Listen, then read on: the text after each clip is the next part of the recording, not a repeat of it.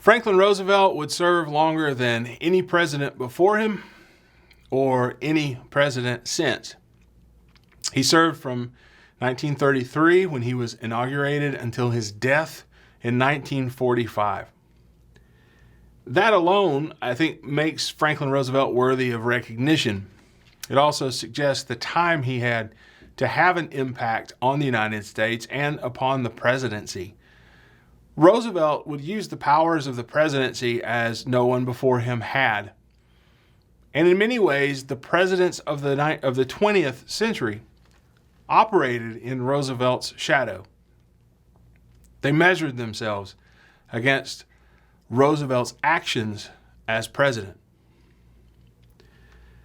Much of the legislation that will define Franklin Roosevelt's New Deal will be passed rapidly. In 1933, in the first 100 days of the Roosevelt administration.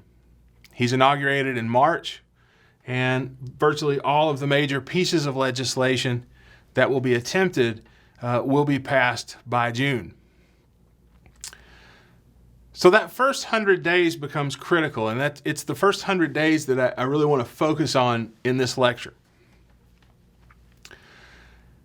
Part of the deal here, part of the understanding of Roosevelt, I think, has to be what you might call the psychological factor.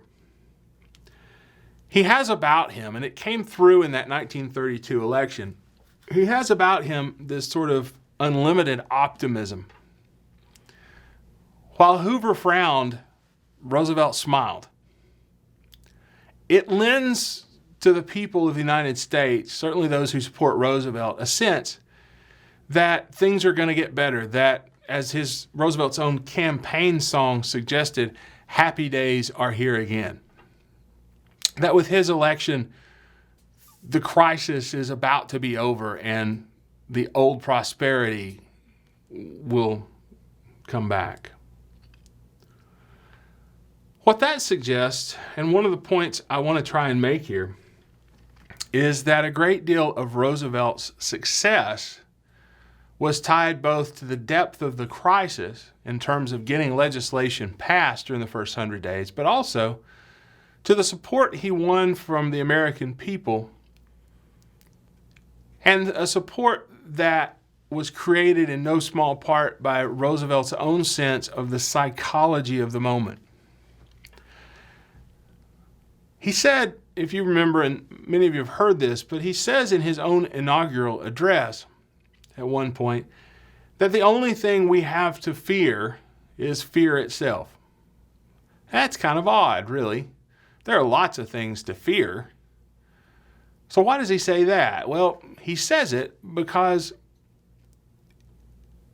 in a broader sense, he's reminding the American people that while we are in the midst of a crisis, much about the United States has not changed. The resources, the ores, the minerals are still in the ground waiting to be removed and used in industry. The fields, the crops are still to be harvested. Americans are still Americans. The cities are still the cities. In other words, what made America prosper in the 20s hasn't simply disappeared. What's changed? This business of fear. What's changed, he says, or he's implying here, is really the optimism of the American people. It's psychological. There's an element that we've forgotten. It's not the world around us, it's the way we look at the world. That's what's changed.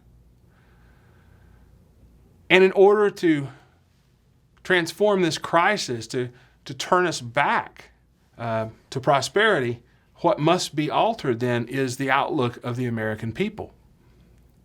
Roosevelt's optimism, an optimism that had probably grown as much as anything else out of his battle to overcome his physical challenges, no doubt sort of helped prepare him to guide the American people in a way out of their own challenges that were economic.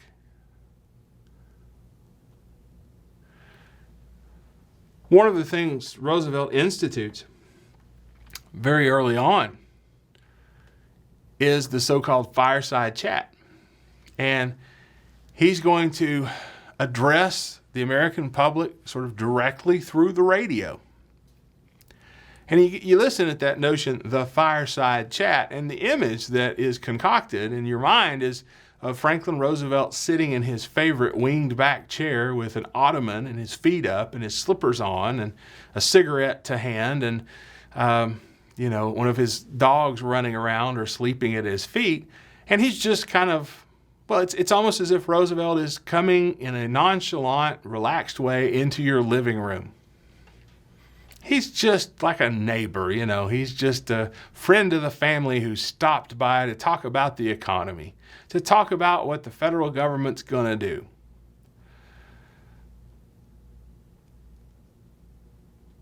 That was image. Roosevelt was broadcasting from a windowless room in the White House. And in front of him was a bunch of radio equipment. Says something about this psychology, doesn't it? That in the end, it's not about what kind of a room Franklin Roosevelt's really in. What matters is the perception of the American people. And that capacity of Roosevelt to create an image in the minds of Americans, allowed him then to use that image to begin to build the confidence of the American people. That there's somebody in the White House, in spite of the fact the man is from a wealthy family, he's done well. He's Harvard educated, but he's like a friend of the family. That's an amazing political talent that he had. It's a talent that will find its way into his legislative agenda.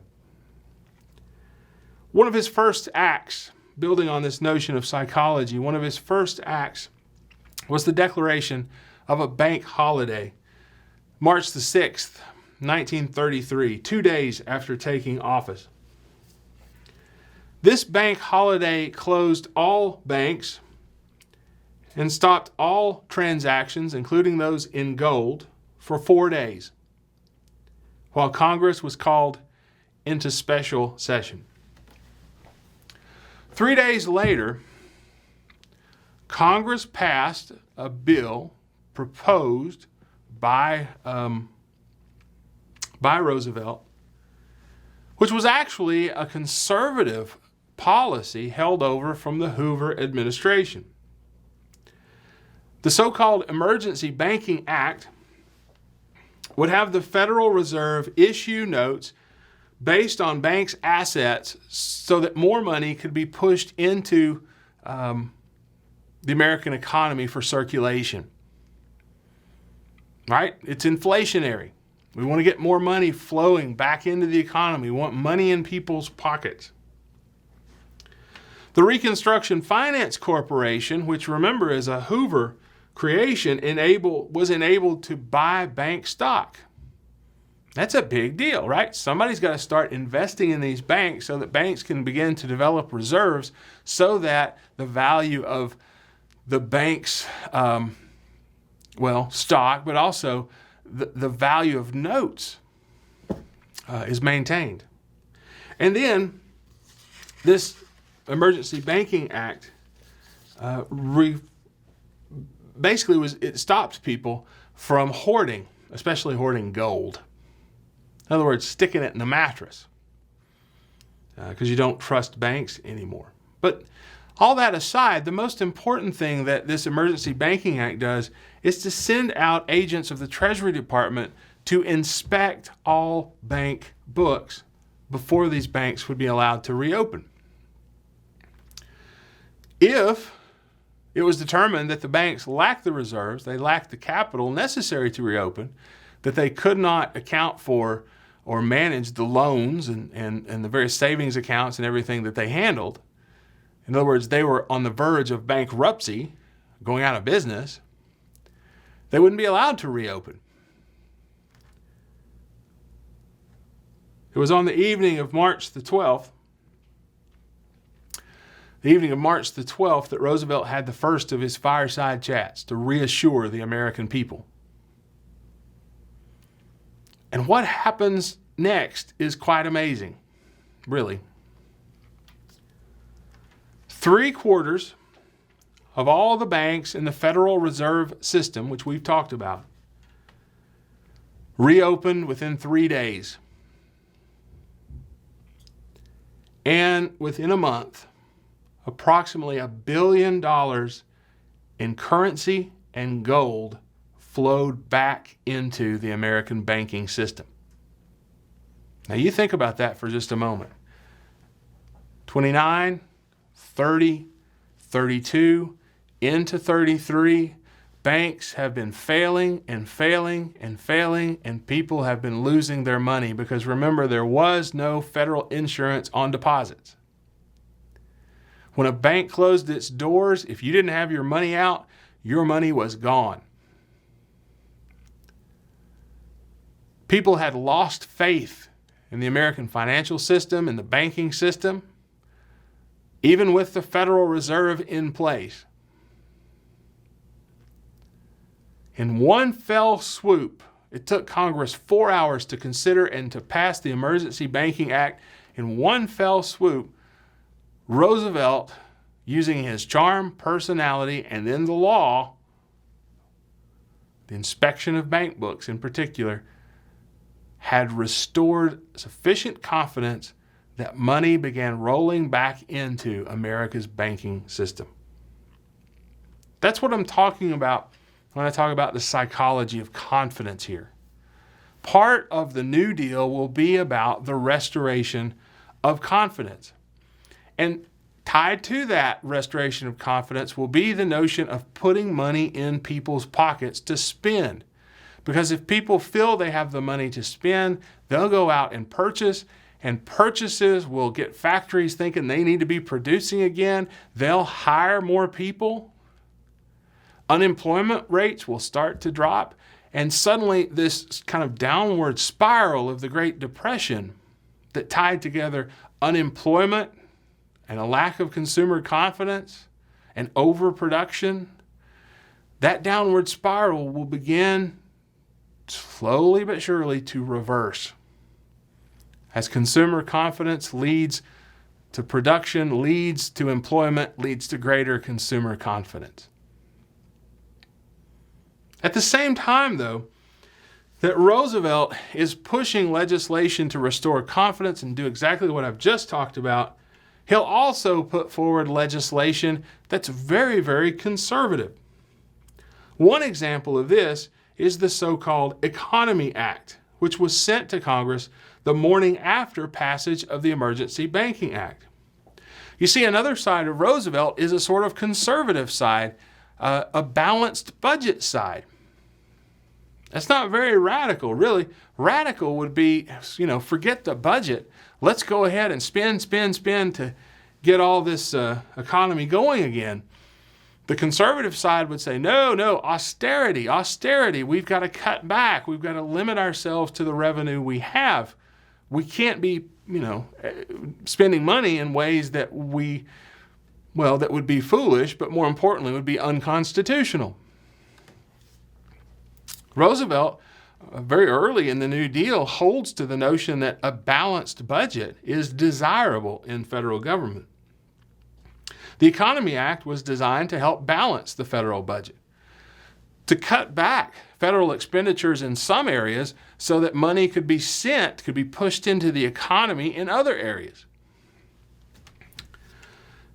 This Economy Act called for cutting salaries to federal employees, which would save approximately $100 million, cutting pensions to veterans. Remember the Veterans Bonus March and Anacostia Flats in 32?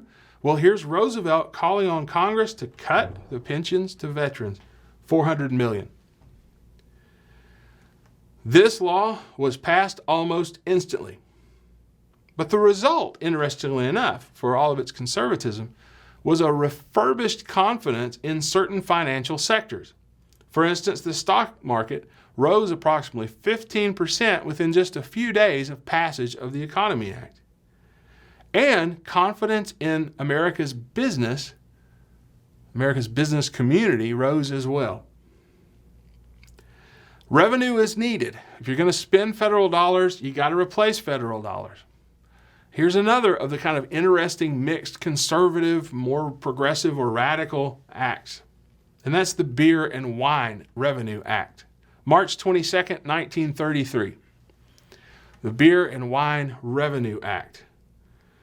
This act, again, very early in the first 100 days, legalized the manufacture and sale of beer and wine, that which had about 3.2% alcohol, pending repeal of prohibition by amendment. Now remember, the Prohibition Amendment had been passed, ratified, part of the Constitution. So basically what this law calls for is the undoing, the repeal of that amendment. And that's exactly what the American people agreed to do. Why? Well, think of it like a sin tax, as they're called. People want to drink. If we're having to deal with the mafia in Chicago or wherever else, gangsters and organized crime, then if that's the case and we need the revenue, then sell alcohol, manufacture alcohol, put people back to work. That's the argument that Roosevelt here would make. Hoover had been very much about restricting the production and sale of alcohol. Remember, against Al Smith, he had been the dry candidate. One other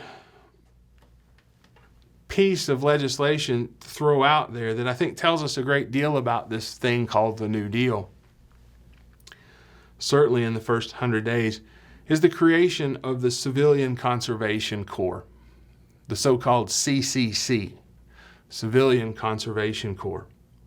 It was enacted March 31st of 1933, and it would continue to function until 1942.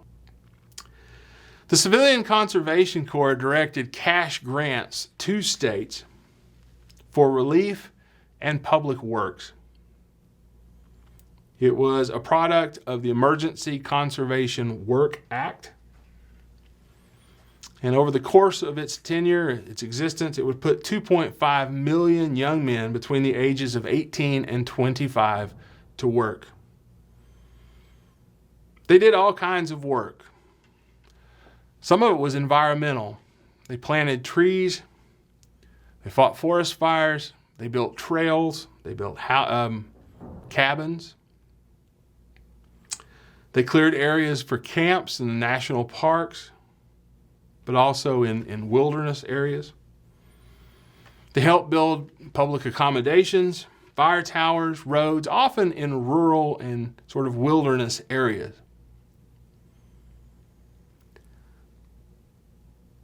There are a few points I think really worth noting here. In a position of having to deal with vast, upwards of, we're talking 20 to 25% unemployment, one of the key questions has to be not only how do we pump money into the economy, how do we get people money to spend to rebuild consumer confidence, but how do we begin to deal with this problem of unemployment? The CCC offered a rapid way to pull young men who are competing for jobs with family men, with people who had families. The CCC boys, instead of competing, would be put to work out in the wilderness. There's another element to this too. What would young men who are unemployed do with their free time left in the cities? Well, there is that element of fear of the vice and the potential corruption of the city that, remains apparently in democratic politics and perhaps in the national mind. Because the thought would be that young men left to their own devices would get into trouble. So getting them out into nature would keep them out of trouble. But as Theodore Roosevelt might have suggested, it would also get them into nature where they could build their masculinity, build their health and their fitness, both mental and physical. There's another issue here, though. They were paid for their work out of federal funds, out of these grants. It's been estimated, though, that 25 out of the $30 a month that they made went to families. If you think about it, there's not a heck of a lot to be purchased, out in the middle of nowhere. You live in a camp, you live in barracks, you have your meals provided. It's hard work. You get up in the morning, very early, and you go to bed late. You're worked hard. You're building physical conditioning. You do calisthenics.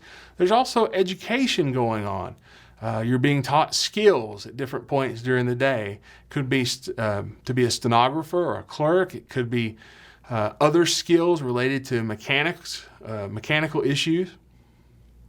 But these young men are being taught skills. They're being taught to read and write.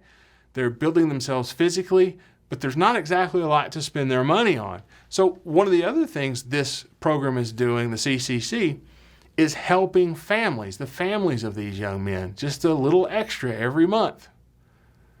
But a large percentage of the total paycheck of each CCC individual.